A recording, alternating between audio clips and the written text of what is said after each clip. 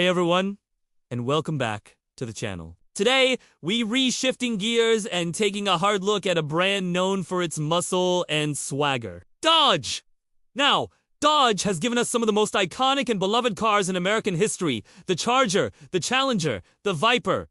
These are legends. But, like any automaker with a long and storied past, they haven't always hit home runs. Sometimes, they've struck out, and spectacularly so. So, buckle up, because we're about to cruise down memory lane and explore some of Dodge's biggest failures. These are the cars that, for one reason or another, just didn't connect with the public, missed the mark on quality, or were simply the right car at the wrong time. It has a fascinating look at what can go wrong in the high-stakes world of automotive design and marketing. Let's start with a car that many of you might remember, or perhaps would rather forget. The Dodge Aspen and its sibling, the Plymouth Volare. Launched in 1976, these cars were meant to be the future of the compact sedan. They were even named Motor Trend's Car of the Year.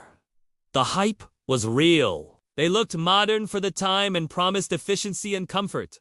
So what went wrong? Well, almost everything. The Aspen and Volare were rushed into production, and it showed. They were plagued by an infamous number of recalls right out of the gate. We're talking about serious issues, faulty brakes, failing steering components, and carburetors that would cause the engine to stall at the worst possible moments. But the biggest problem was rust. These cars seemed to rust if you just looked at them the wrong way. Fenders would corrode and separate from the body within just a year or two. It was a quality control nightmare that severely damaged Chrysler's reputation for years to come. They sold a lot of them initially, but the long-term damage was immense. Next up, let's fast forward to the 1980s and the era of the K. While the K-Car platform itself was a lifesaver for Chrysler, it spawned some, let's say, questionable vehicles. Case in point, the Dodge 400 and its more luxurious sibling,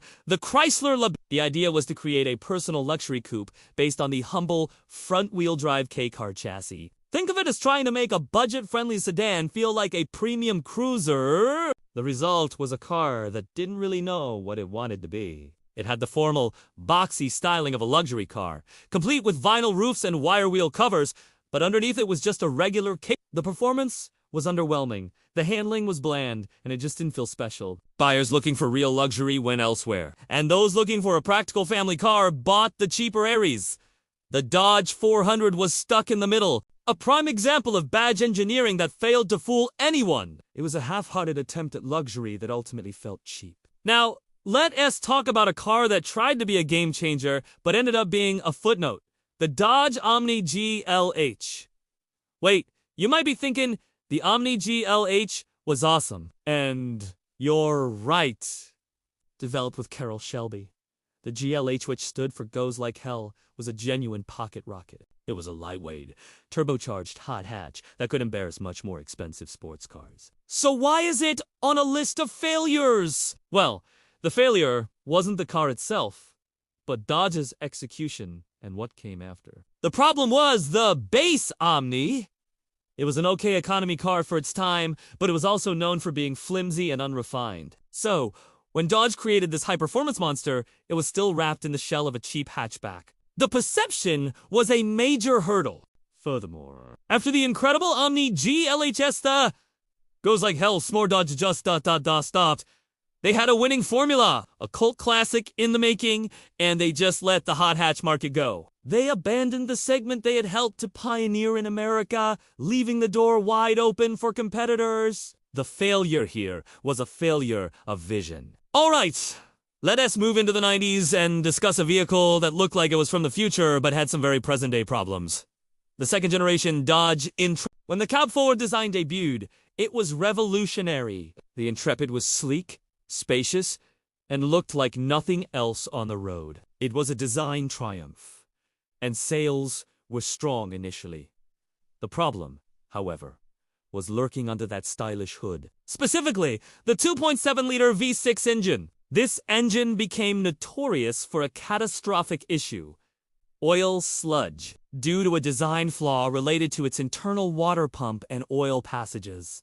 The engine was prone to sludge buildup, which would starve it of lubrication and lead to complete failure, often with little to no warning. Thousands of owners found themselves with dead engines and massive repair bills. The problem became so widespread that it led to class action lawsuits. It was a classic case of a fantastic design being completely undermined by a critical engineering flaw, turning a potential winner into a liability that many mechanics still warn about today. Now, for a more recent example, one that promised to bring back a legendary nameplate but fell flat on its face.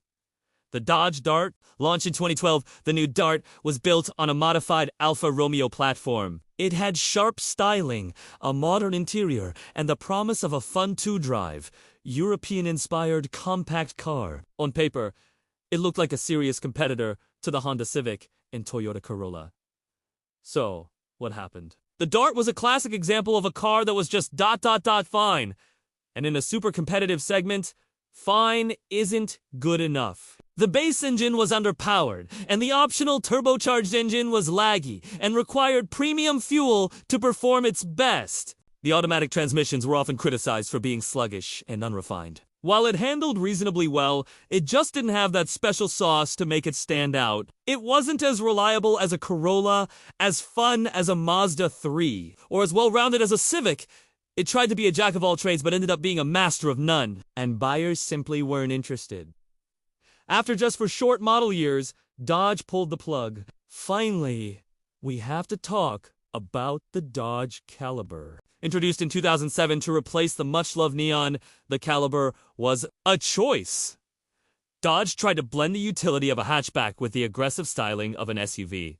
The result was a chunky, awkward-looking vehicle that didn't really excel at anything. The interior was a sea of cheap, hard plastics that felt like they were sourced from a toy factory. It was noisy, the ride was harsh, and the continuously variable transmission, or CVT, was widely panned for its droning, rubber band feel that made the car feel slow and unresponsive. Sure, there was the high-performance SRT-4 version, which was insanely fast in a straight line, but it was still wrapped in that cheap Caliber package and suffered from wicked torque steer. The Caliber was a huge step backward from the Neon it replaced, especially the Fun 2 Drive SRT minus for Neon.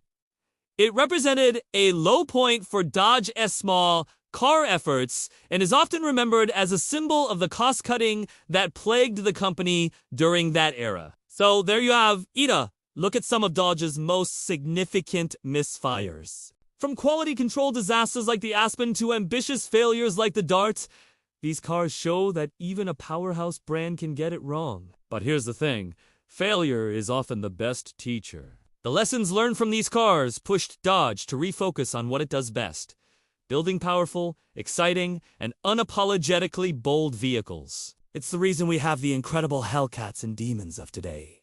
What do you think? Did I miss any big Dodge failures? Let me know your thoughts down in the comments below. I love reading your stories and perspectives. Thanks so much for watching. If you enjoyed this trip through automotive history, please give this video a thumbs up and consider subscribing to the channel for more content just like this. We'll see you in the next one.